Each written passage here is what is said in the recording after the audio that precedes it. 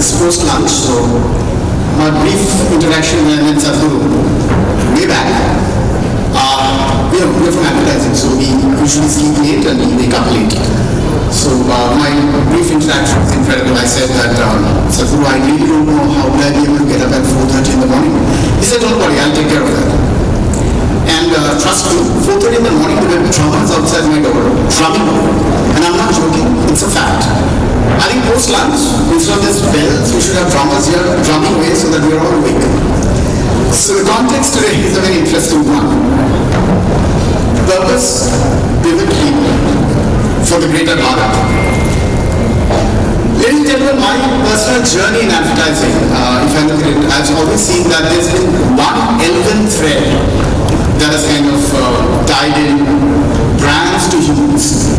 And that elegant thread, that eternal question has been, do I have a purpose? Interestingly, we always feel that as if we have not arrived there. Brands feel they're still seeking it. And an interesting quote from social media, I don't know whether this is true, this is attributed to Mark Twain. Apparently he says that there are two important momentous occasions in your life. The day you're born and the day you find out why. Like Neo found out in The Matrix. And of course, Skywalker and Star Wars. Ladies and gentlemen, this possibly is the high ground of brand purpose. Kevin Roberts, and my favorite agency happens to be MNC and not Session Chair. I love Madison Digital. I love all the madness that they did. So Kevin Roberts, ex-CEO of Session Chair, says something very interesting. I'm going to quote him. He says that, he argues actually, human beings are powered by emotions and not by reasons, he says. And the essential difference between emotion and reason is while reason allows you to conclude, emotion allows you to act. Interesting point of view. He further argues that love needs respect right from day one. Without respect, love fades like a fad. It's not sustainable. So he says, and he argues that love marks are those brands which are extremely high. If you break a quadrant into love and respect, then extremely high on the axis where there is high love and high respect. And he says that that is purpose. Later we meet Simon Sinek, who says that, and it's worth repeating, he says, people never buy what you do. They always buy the why part of the brand, why you do what you do. So regardless of the products Apple make, they always believe in challenging the status quo. It is therefore clear that Apple believes in think different, and they have historically believed in that. One burning issue in Cannes today was, unlike traditional brands like Unilever, Coke, P&G, these startups don't have a clearly defined purpose. They are more driven by commerce rather than culture. Now, given the context of India, and Mr. Valsara had that incredible slide which I loved, where he kind of broke up the country with saris, with fabric. And I said, wow. You can also break up the country through pav bhaji and jhalmuni and pyaz kachori and chai and many other things. So we have such a diverse demographic and cultural context. I have the honor of presenting to you 4 stalwarts. First on stage, Mr. Mohit Kampani. He happened to be my client when he was last with More Having Not. And he's an incredibly intelligent man and one of the finest clients that I've met in my life. He's worked in retail for a long time. He's recently started his entrepreneurial drive. His venture, Sumosave, is an omni-channel, value-driven supermarket. He's currently focused on using technology to the best of his ability to scale up retail market. He has also worked for marquee brands like Kolkata Chapter and ICI Paints across the country. Next, again, a client I've met and I've had lengthy conversations with him, Mr. Jalaluddin Mondal, an engineer from NIT Durgapur and FEM from Bangla. He's a marketing professional with over 20 years of collective experience in telecom, media and entertainment industry. With brands brands such as Vodafone, Nokia, Microsoft, Blue Star, Z Entertainment, among others, under his kitty of experience. He's currently the cluster marketing head of CMO. And then dear friend Samrat Mukherjee. He's a hybrid advertising person. He's been in marketing technology with an experience of 24 years. He's worked with Times Group, TCS, Berger, Bangla, Jalaluddin, Logo, and Contract, among others. He decided to be the founder of one of the early digital agencies. That's when I met him. Extremely insightful person. And then, of course, it was later acquired by Madison Digital. He's also serving as the Secretary of Advertising Club Calcutta for the last 3 years. And then, of course, I call him my prodigal son, Mr. Murali Krishnan, a storyteller's heart and a marketing hustler. That's how I would define him. Started his career at inner circle advertising, not many of you perhaps know that. He went on to become the lead client servicing executive for us, therefore leaving us to join Low Bombay, becoming youngest vice president for them across the country. And from there onwards, epic journey into Wow Momo as a co-founder, and now the chief brand officer in the year 2018. And now he's championing possibly one of the fastest growing brands in this country. With that, ladies and gentlemen, my job here is over. I should take a seat and we should start the discussion.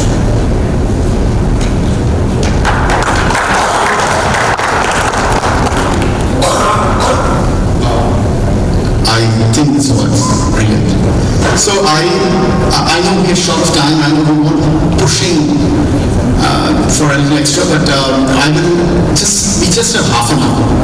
And this is an incredibly difficult topic. So I'm looking up, I'm going to ask 4 questions to the 4 panelists. Maybe have an interaction, then open it up to the audience. The first one is to you were with Spencer's, you were with, as a president, you were with Moore as a president. Started Sumosave now in Bengal, which is doing reasonably well. Given this context, we would like to understand your point of view on how you think defining a clear brand purpose and empowering your people with the same for greater clarity, consistency and discipline helps you to have a head start over your competition. Thanks. Where to start? Well, let me put it like this. If you aren't to start with, care about the problem you're solving, and then articulate that into a brand purpose, you really don't have a starting point for what you're trying to do. So before you even start, probably that is the most, that's the first step you need to take. And everything will logically flow after that. Whether it is people, whether it is capital, whether it is technology, whatever else you need to throw into the mix to make your business successful. So, I mean, I have no other way to answer that except to say that's the starting point of whatever you're trying to build. Because without that pivot, you're likely to, go out of the place and then eventually be unsuccessful. And the better you are at that and sharper you are at that, obviously will be a source of competitive advantage because you will align everything, you do all your resources in order to achieve that. So my advice to anybody, whatever problem they're solving, whatever business they are in, is articulate this clearly first. Be very clear about what you're trying to solve and therefore what your brand stands for. That should be a starting point. I'll just extend that, and I have another question for you in the same light. When you say that every brand needs a purpose, it needs to be clearly articulated, how important is it for your co-workers, your employees? Like my wife works for Tata's. If I even utter a single word which is not, she's not in agreement with the Tata philosophy, she will butcher me. So, owning a problem is also owning a philosophy, owning a vision. It's part of that. Is that as an employee I've owned the organization. Isn't that where great age comes? Yeah.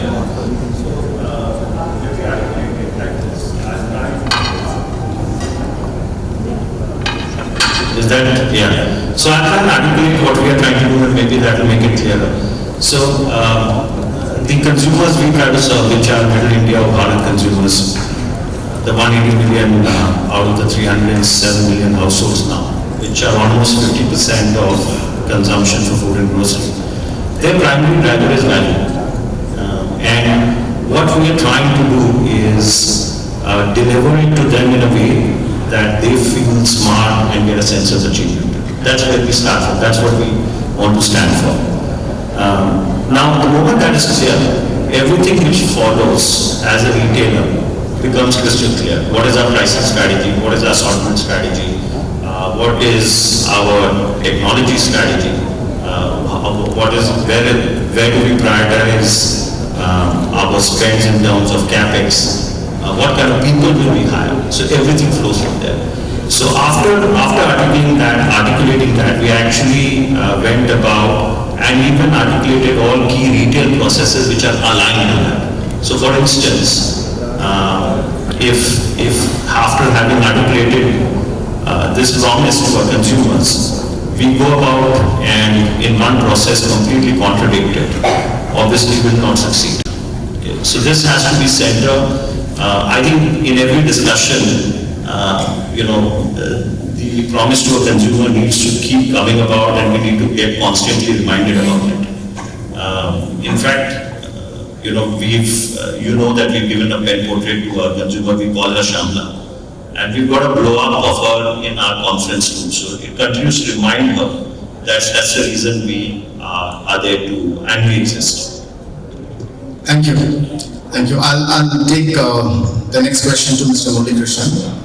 I mean, you had a fabulous stint in advertising and now you're the CMO of the fastest growing USR, if I'm right. Well, I keep saying that Bharat is not about Muri Gupni only. It's about idli sambar, vada pav, chai, and piyaz kasori, and many other things. And also chicken also. So, will you share with us your challenges on how difficult it has been for you to embrace agility and innovation to stay competitive, given your size of manpower and the diverse cultural cohorts of our country? Yeah, this is 3 questions in 1 question. So, I break this question in 2 parts. Agility is the first and most important thing I think any startup should have. You ready to pivot. I think to me, in my mind, and I've been asked in many of the forums where they ask me that, whom do you think is what is a startup? I feel startup is not about unicorn or funding or valuation, nothing. A startup is about the brand which is ready to pivot. To me, in my mind, the biggest startup in the country is startup. And having said that, agility comes from 2 things. Number 1, how strongly are you listening to the consumer demand? So what is your strength of listening power? I think that which therefore defines what is going to be your next big thing for an organization. That defines what is going to be your any kind of strategy. That also defines what is the purpose you own. So therefore, to me, first step for agility is having strong ears. And number 2, second step of agility is making your management clean, which means today we have 6,300 employees across the country. We have 623 outlets, 624 outlets now. All of them are company-owned, company-operated. None of them are franchisees. So while from the macro level it might look that it's a mahim, but we know that town halls at regular intervals. Number 2, a simple lean structure of organization. We don't have multiple hierarchies in the system.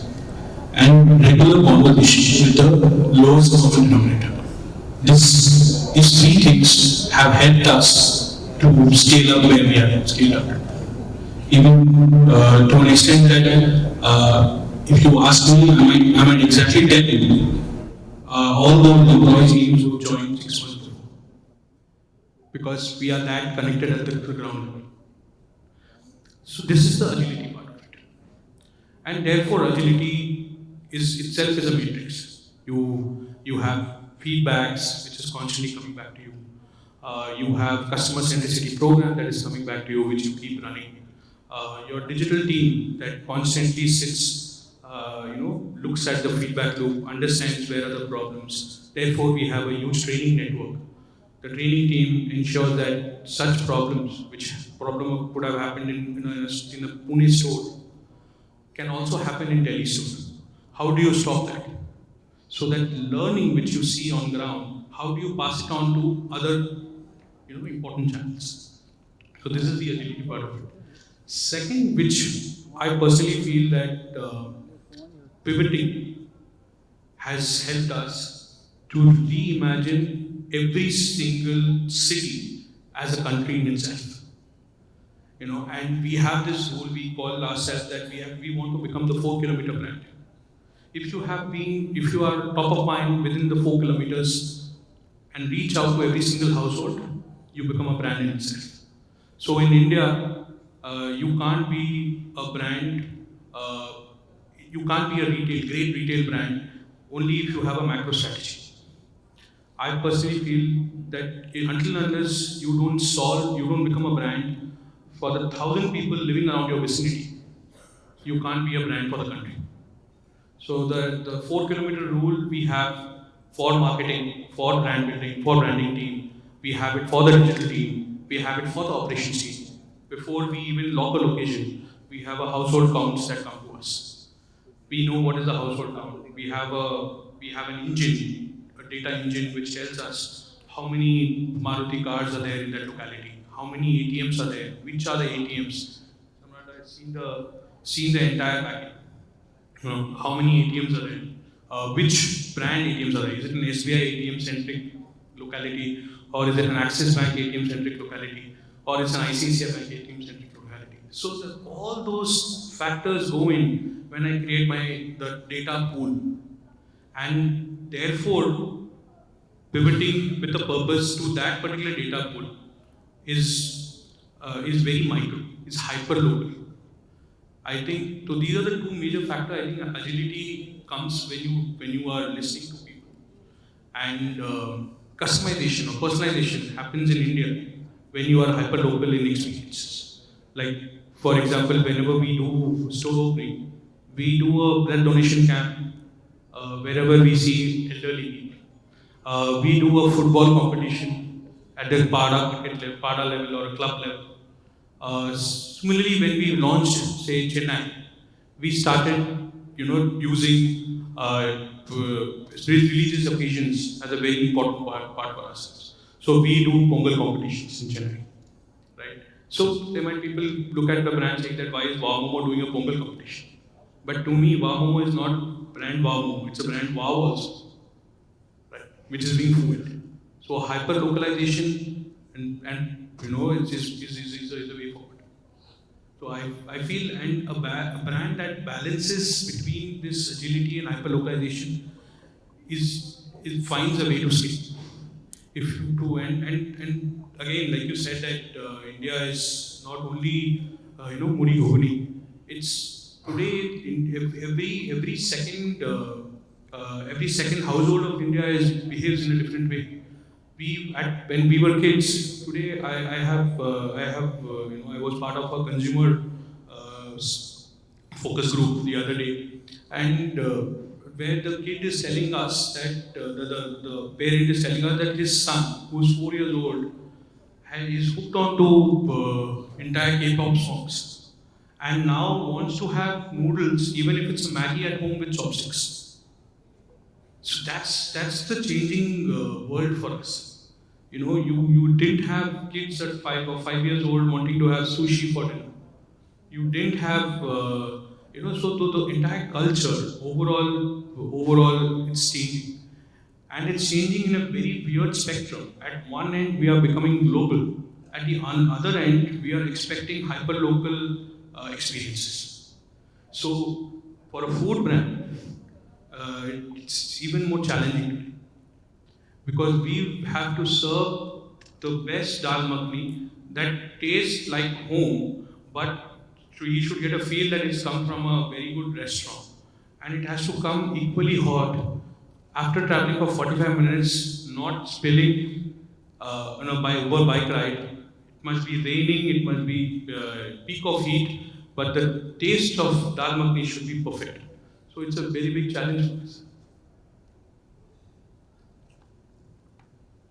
Interesting. I'll circulate, move to Jalal. Jalal, you are many people here know that you're a love mark of Bengal. You were possibly one of the largest regional GC channel of this country. I have a very interesting question for you. How can you, Jalal, have a clarion call for Zee Bangla, which is so different, clear purpose statement, which is different and culturally sensitive, and yet differentiated from your national brand vision? Is this possible? If yes, possible, then how? If you're saying yes, it is possible, then how? Okay. Good afternoon all. Kanchan, in fact, I was hearing when you were saying that why people buy what they buy, and you talked about that one of a strong reason that people act because of their emotions. Fundamentally, that is what the answer lies. That people might evaluate rationally, but at the end of the day, act emotionally. And answering to your question in one line, yes, we've been doing this. We've been doing this quite successfully for so many years. And but then before I really get into a little more detail on that and reflect my mind on that, I just wanted to pick up a few of the points that you, in fact, Mohit and then Murali talked about. Is in one sense, we can summarize is Bharat. We talked about Bharat. And then everywhere this is going to be the buzzword. In my mind, the concept is very much there across, even if probably 100, 150 years, 200 years back. I mean, Kanchan, while I was just coming here, I was thinking about that, how beautifully one of our poet, Bengali poet, phrases like Nana Bhasha, Nana Mat, Nana Poridhan, Vividher Majhe Dekho, Milan Mohan. I mean, Bengali can understand. Basically, what we are seeing, and our all these great philosophers and poets, they talked about what Bharat is. We got that beautiful essence wherein we have a unity, right? We have a unity without in uniformity, right? And then we have diversity without division. So that's the essence. And the global insight, the universal insight that we're living in. But little unfortunate that we are realizing that and articulating it, accepting this fact, because we got a pressing need today. And you know why this pressing need? Because of technology. This technology is pushing us to think and pushing us to think how to survive. Today, because of technology, which is a great enabler, and even if a startup can fight with a monster like Google and then Samrat is here, it is because of the technology. Because of the technology, the product differentiation is getting narrowed every single day. I mean, typically all the 4 P's or the 7 P's, and any marketing is challenging to create a differentiating story. Then how do we survive today? Big question, how do you build business? And fundamentally, that is where the answer lies, that we got to create a brand. We got to build a brand. We got to stay invest, build a brand of relevance. A brand which will be core to the heart of your audience. And you talked about that brand of love. And that's what we've been doing it. And today, the most simple yet the most powerful words in our mind, and that's what we're living in every day, is being a brand of relevance, create a brand which will resonate to the last mile of our audience, right? And they will resonate. They'll feel that the brand is talking the way they're talking. The brand is living the way they are living. I mean, you've been talking about all this great word like, consumer merchants and all. Interestingly, another extremely powerful word or the buzzword is consumer culture. You talked about consumer culture. But then consumer culture theory is one of a beautiful theory in marketing. And that's what leading us to do what we've been doing. When you're talking about that and how do we compete with the national brand, and today in fact, a simple data, anybody can understand optically even, that all the regional channel in our category, all the regional channel is outgrowing by any indices as compared to their national counterpart. And all the national channels are struggling in a way. And the reason being, one way we try to differentiate ourselves is understand the consumer and their culture, the way they are living. And in anything and everything that we do, we keep our consumer at the center of doing what we are doing. Any effort, whether we are doing any kind of a small, little, big research, our fundamental understanding effort is to understand that how do they consume content, what they consume, why they consume. Is it really a compelling story for them? Are they really going to talk about us to their 5 of their people? In fact, there is something called NPS, Net Promoter Score. That's what we try to understand, whether we've been net positive in our viability or not. And that can only happen if you are really, really instigating consumer mind enough. And that's what we've been doing. I think very, very, very nicely put the culture portion of most of the brands today. I think the word digital, we look at digital in a very macro way or a pan-India way. We say that okay, let's do this. It's a single hashtag that drives a campaign in digital. But what brands actually the brands that are initiatives that stand out have always been focused towards creating a community. I think that is the effort of a marketer today, to build community. How fast can you make your brand a consumer's brand rather than having control over your brand? I think if I can become that one religious symbol which anyone can write. There are 73 ways on home can be written, and I was reading an article where there are 73 different kinds of homes and different kinds of home that is written. That is, to me, that is the brand. There is nobody can own a cross. So I think culturally, when you are, and specifically for food or for content, I personally feel that when you're making a content, there is a centrifugal idea which is there. There's a common idea that is there. However, more and more you identify which community you want to feed into and build. I think the faster you decide, the faster the scaling up comes. Just one small point I just want to add up here. See, even if a global brand, think about McDonald's, what they're doing. They're coming up with something like Makalu, Tikka. Have you ever thought that why are they doing that? Is it only just to create a product? In my mind, the answer is no. Answer is partly true.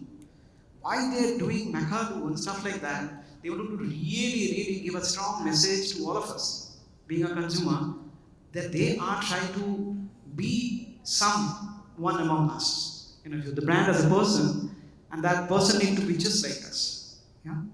And in a way, the hidden agenda of any brand is that act as a brand message, which will eventually impact their larger brand.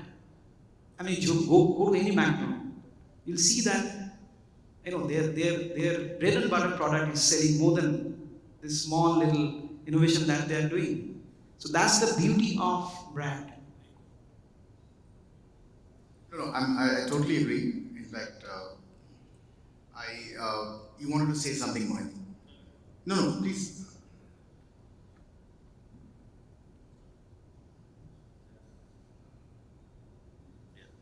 No, I just wanted to extend what both of them were saying.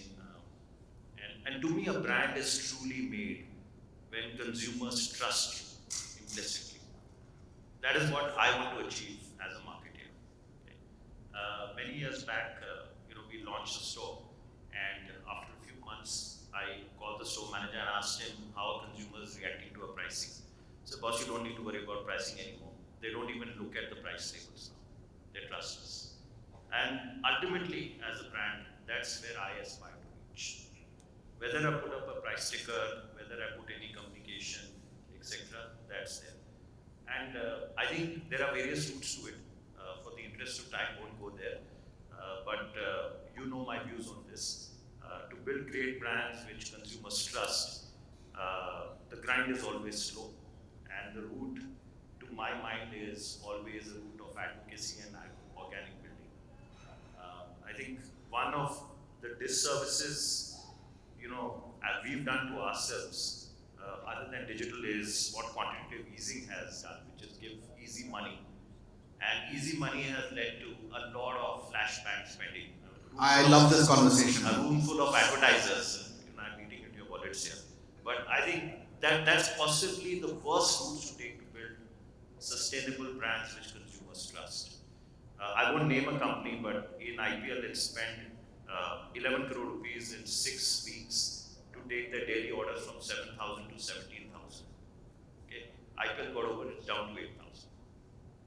I mean, that's the kind of shit which will happen when you do this to your brand. So I'll leave it at that. But I think ultimately it's beyond community. The next step is build trust, and then you're part of the community. I totally agree, and I think this is absolutely brilliant. And therefore, coming back to where we started this conversation with, that startups today are being fed with idle money. In fact, I must share this with the audience. It's a very personal view. Even I own a brand. It's a small, tiny advertising agency. But the principle on which I own the brand and run the brand financially is, if I earn 100 rupees, I spend 60 to 65 bucks in running the costs of the organization. Around 20 to 25 would go in savings, and the rest I can spend on myself. Now, this is a fabulous financial doctrine that we follow. Traditional brands. I call myself traditional in my thinking.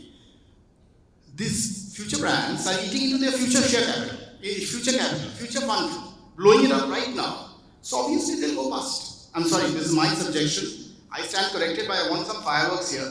So with that context, I'll move to Samrat.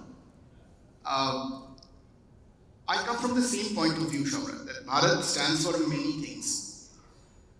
How do you think a unified brand purpose can be communicated digitally to address regional preferences? Because you also handle Bangla. Regional preferences and cultural sensitivities in different regions of Bharat without any distortion. What would be that strategy? And more importantly, again, 2 questions because I don't have time. I'm putting questions together. More importantly, how will you align with your traditional counterpart? Okay. So good afternoon, everyone. So breaking it into 2 separate answers, as in first and the second.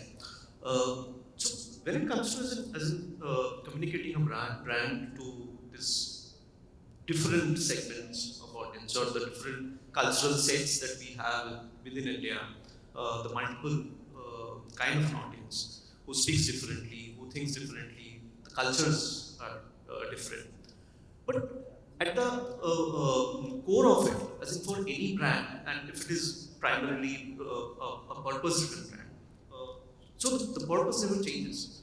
So be it global giants like say Coke or Cadbury. So talking about it as in Cadbury, their purpose is to spread generosity.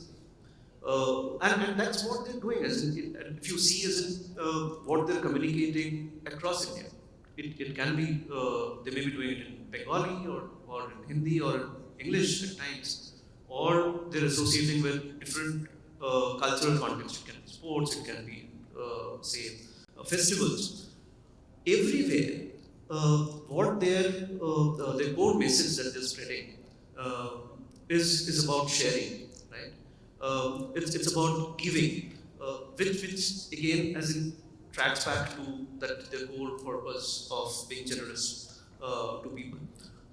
And if you see as in more towards your second part of your question, that how digital is kind of getting aligned to the traditional counterpart.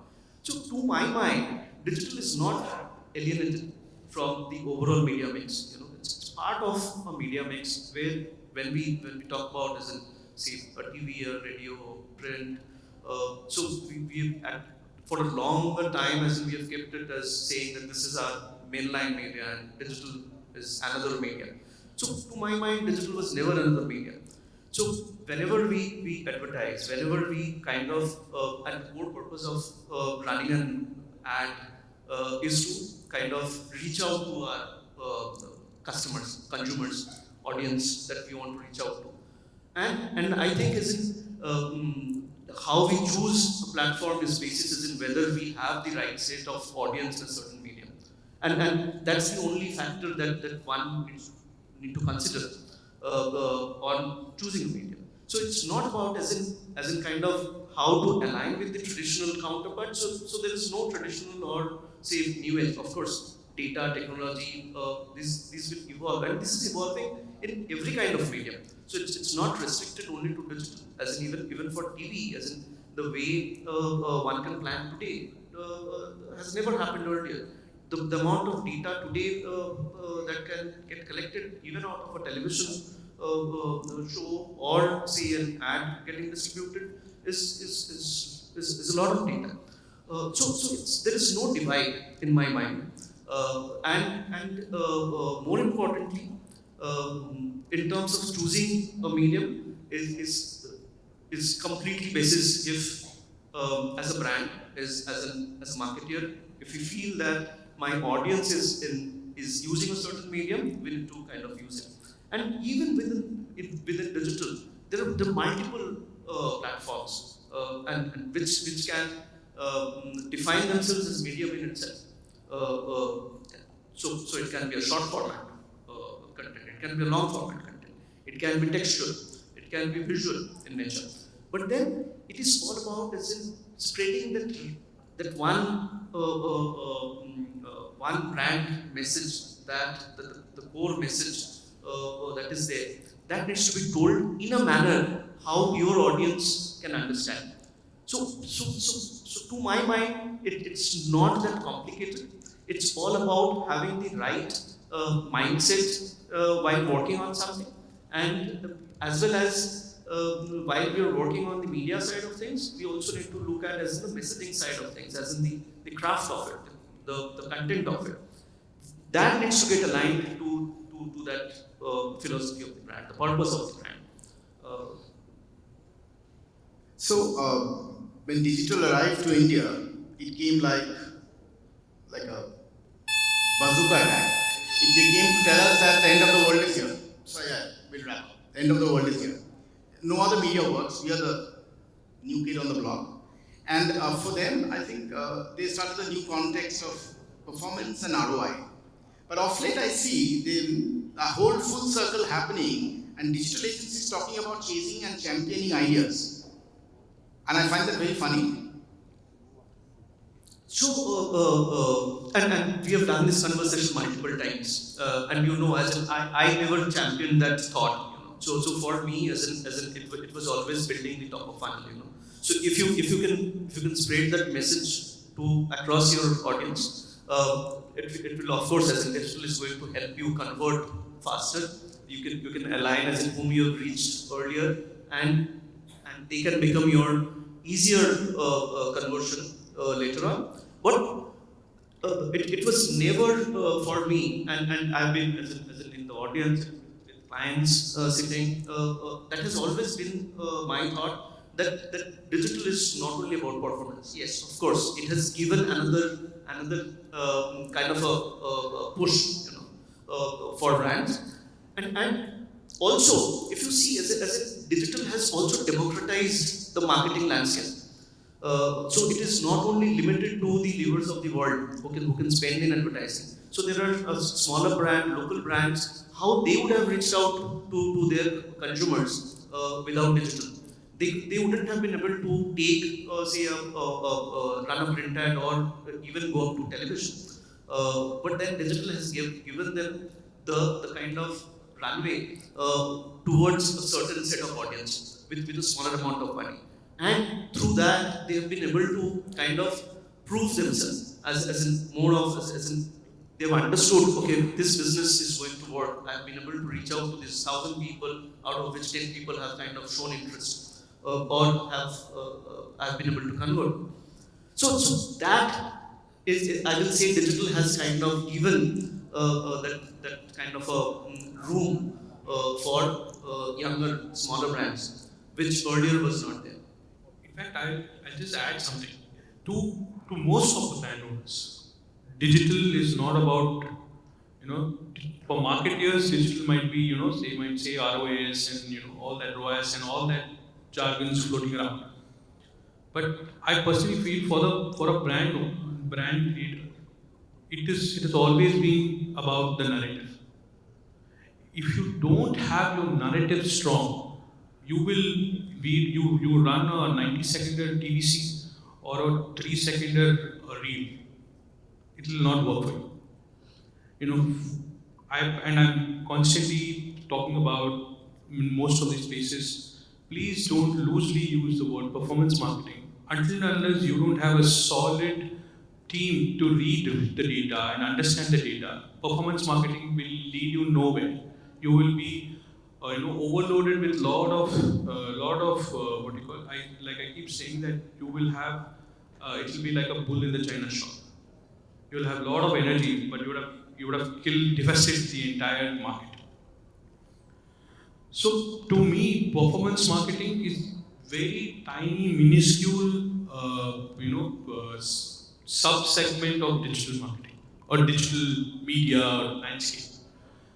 Because that also, I think, until unless you have a solid data team or a solid data dashboard, performance marketing will not help you.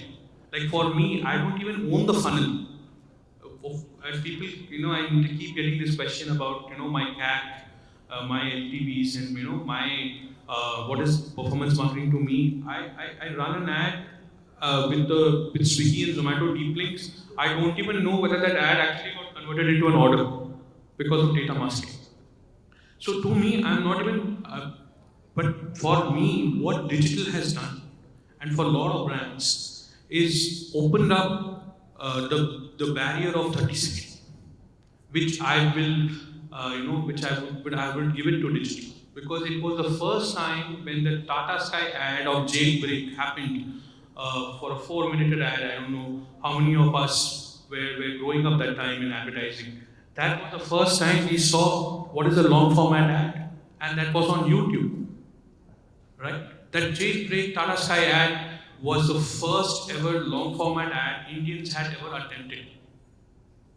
So to me, digital has actually liberated the entire boundary of 30 seconds. I agree.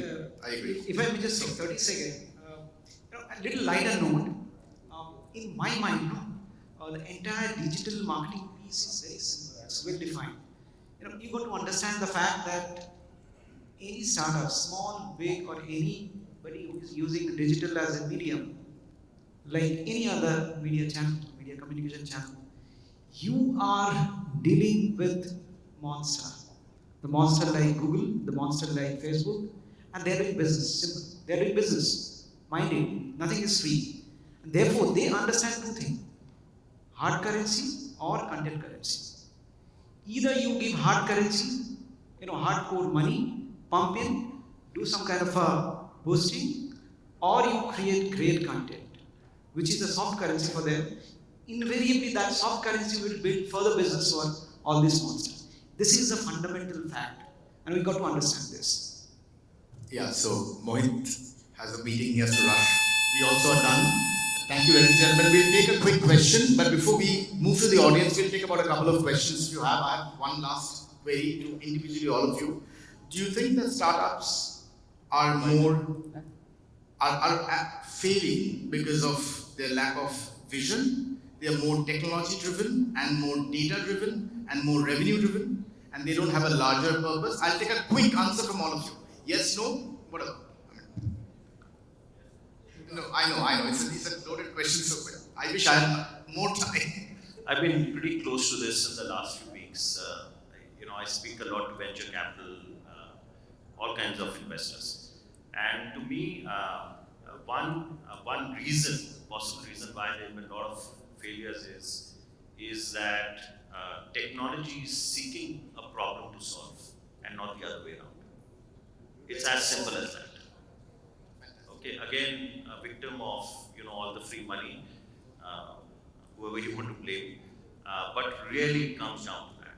I'm just amazed in some conversations where people, again related to the stuff which they're not even clear about the problem they're solving, why they're solving it. They're just damn good at tech and they have shitloads of money. Those are the only two things. And then they will try and solve something. And they call it pivoting, by the way. I have a problem. Why does always startup and tech come together? We are a startup, we are nowhere close to tech. Like you were a startup. We are a startup. We are absolutely. Please give me one. Go on starting up. So, but I completely second what Mohit just mentioned. And I also feel there's one more major reason why startups fail. There is definitely, they don't start from why, they start from what and all that. We've been hearing a lot. But I personally feel that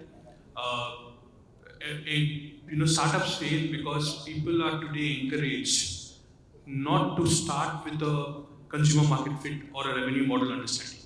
Because there are stalwarts who failed multiple times but still are funded, like Steve Jobs, who went on and told us, saying that consumer doesn't know what he wants. But that's not always true. We were always told that, if like the famous quote from Ford, saying that if I had gone to a consumer and asked what does he want, he would have asked for a faster running horses. So all these management anecdotes have spoiled the culture. I personally feel startups who still believe in consumer market fit, startups who still believe in having a strong revenue model, don't fail. Just a one-liner. In my mind, with what Mohit was saying, the startup got to understand that what kind of a business they are in. That's a fundamental question. And the answer definitely cannot be that, we have some great technology and blah. Fundamentally, they got to understand, define well, and what kind of a business that they are in. Completely agree with Totally agree. Yeah. So, ladies and gentlemen, we had very insightful conversation on why startups fail or succeed. We don't have time to take questions. One maybe. Does anybody have any questions? You have? Please, quickly. I think the organizers are going to throw us out of the stage.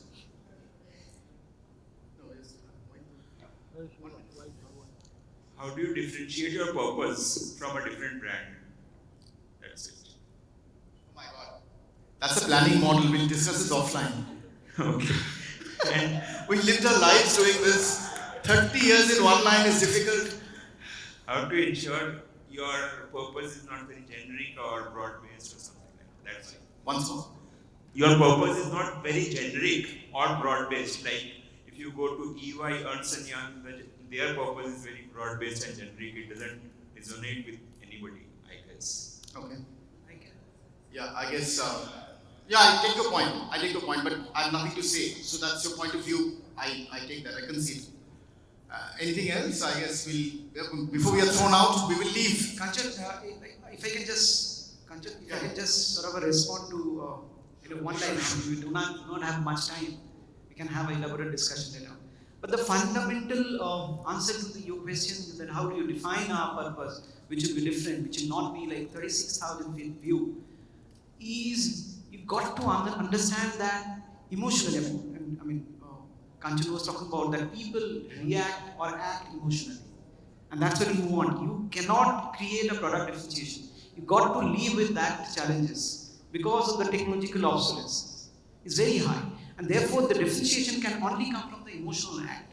And therefore, you've got to understand that why consumer, or you define any of consumer, would really recommend your product, your brand. That you've got to understand. For example, in Z, we define our brand purpose as Nodun Chandel Impossible. So that means we are emotionally trying to impact the life of consumer, to be able to think progressively, to be able to think doing better in their life. And then you have to live with that in every act that we are doing.